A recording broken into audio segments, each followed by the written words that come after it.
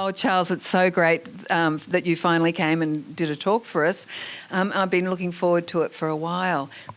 Now, one of the things I'm interested in, obviously, is the venture industry and all the changes that are going on there. And I wondered what your perspective is, because everyone seems to see a little different piece of that. Sure. I think the most challenging thing for entrepreneurs today is that the whole venture landscape has shifted.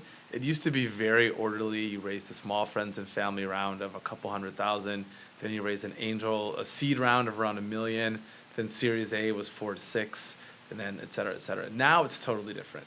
I'm a seed stage investor. A few years ago, our average round was $750 to $1 million. Now it's $2 to $3 million. We have this new class of investment called pre-seed, which is somewhere between an old angel round and what we think of as a traditional seed round. There's seed 2, there's seed extension, there's bridges. It's just really complicated. So I feel really bad for entrepreneurs because in the olden days of venture, I use that term lovingly, it was much simpler. Now there's just so many more sources of capital and so many more rounds. It's hard for founders, I think, to figure out to whom should I speak about this financing round I have, what's the check size. There's tons of new firms. The landscape's just way more fragmented and complicated. The ground's really shifting from underneath us, really. It really is, and I think, it's a lot of opportunity for entrepreneurs. I think the good news about all of this fragmentation is it used to be you could only raise a seed round if you had a given set of metrics. If you were a little early, you had to wait. Yeah. Now there's sort of investors that are carving out different slices of the market.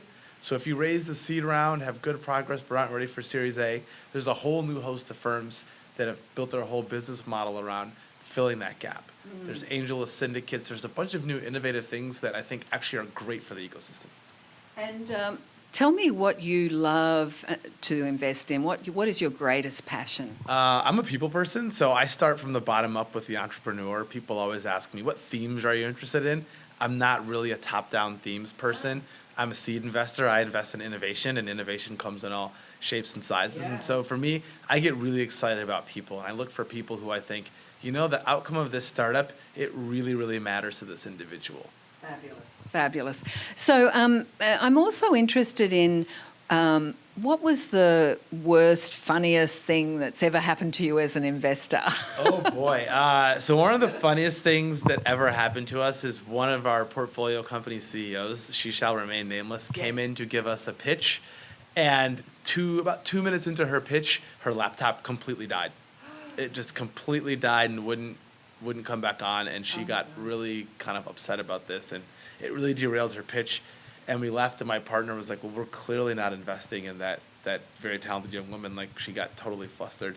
And I said, let's give her another shot. No one could predict acts of God like laptop failure. Yeah. And what made you say that? That you just had an intuitive feeling? I had a previous meeting with her before, and I found her incredibly compelling. And this was sort of her grand pitch to the whole partnership. And we ended up funding her, and my partner ended up going on the board of that company. So it all worked out well. Wow.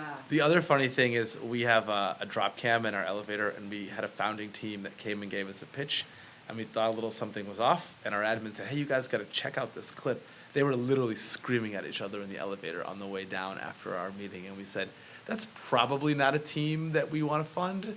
That kind of highlights, we couldn't put our finger on what it was about the interpersonal dynamic, but that gave us some sense. Wow. And, everyone's always talking about how we add value. It seems to be a criteria whether you're an investor or a startup. And I wondered, is there one experience that you can recall where you felt that you really turned the tables for a startup?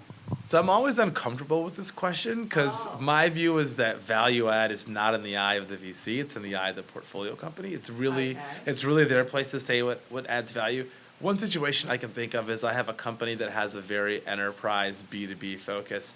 They had one customer and they wanted to raise their Series A round. They said, we really need a second customer in order to get into market and get some traction. And I happened to know the person who ran that company, so I just texted him and said, I've got a portfolio company, they're very early, I have no idea if you need this technology. He texted me back, we're in the middle of an RFP, we're about to sign a contract with another vendor, we're frankly not happy with it. If they can come to see us tomorrow, and they ended up getting the deal. Wow. It's a very large deal for the company. And it's been instrumental in them having really productive conversations about the next round. Right. And so they're like, we don't know what would have happened if you hadn't sent that text. I'm like, well, nothing says we wouldn't have found another customer. But I'm always a little hesitant to answer these because I think value adds in the eye of the recipient, not the giver. And in that particular situation, and also in the ones previously that you spoke about, would you say that your strongest talent is that intuitive punt that you take? I think that's what this job is really about at the end of the day. I mean, a lot of people ask me, hey, I've got a spreadsheet for you, and like, put your laptop away. Like, let's talk about the business. Let me get to know you. Let me see if you're the kind of person I want to fund. And the reality is that founders do all of the hard work. I provide capital and some advice and some emotional support, but they do all the heavy lifting. I can't want it more than they do. I can't think I can do a better job than they can. At the end of the day, I think it really is about founder strength. So in our partnership meeting, the number one thing we ask ourselves is, are these founders awesome? Because awesome founders hire better, they fundraise better, they build better product, they inspire people, the press gets excited about covering them. And so that's my number one thing, like, are the founders awesome? Fabulous. Okay, that sounds like great. And I guess I could be an investor then now if I've got a bit of that intuitive punt. It's a hard job. It's a really hard job. Thanks again, Charles. Thanks so It's much. wonderful to see you. It was a pleasure. Thank you.